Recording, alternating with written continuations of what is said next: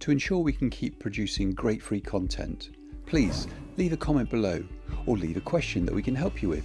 Then like and subscribe for all the latest updates. Thanks for taking the time to watch this video.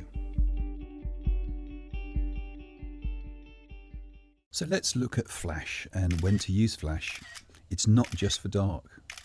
The flash generally has three modes on the iPhone: auto, on or off. For most of the time, it's best to have the flash turned off to get the most natural looking images. To change these settings, simply tap on the top left flash icon to choose the mode on older models.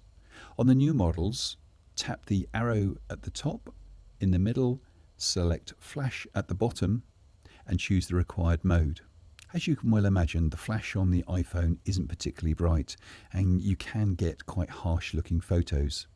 In photography, as a general rule, I would recommend that when taking a photo to use natural light and turn the subject around to the light source if possible, use a reflector to add in light, or use a flash under controlled conditions.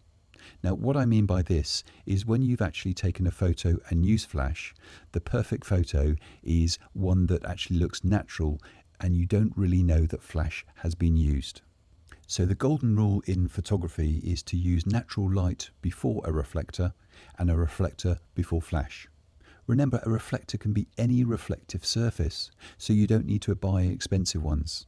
It could be a piece of white card, some tin foil over a card. You can buy third-party flash guns for iPhones for off-camera flash at the moment. They still are not particularly bright, but they are pretty expensive. Also remember that flash is not just for taking photos in the dark.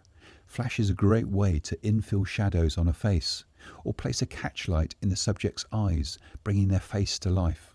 Now this works really well for selfies when using the front camera and the flash turned on. The iPhone uses an ingenious way of using hardware and light to create a pretend flash, but using the whole screen of the iPhone.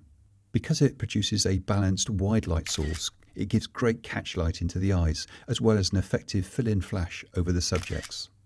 Another way is that if you have a friend that has another iPhone, if you actually open the torch and put it on its brightest setting, if you then shine that torch down above the subject's face, you can actually use this as a light source. So actually, rather than using flash and using a constant light source, you can actually use their phone to create the lighting effect desired to take their photo.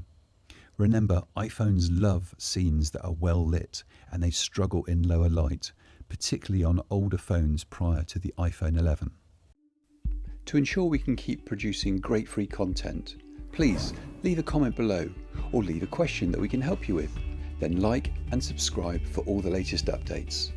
Thanks for taking the time to watch this video.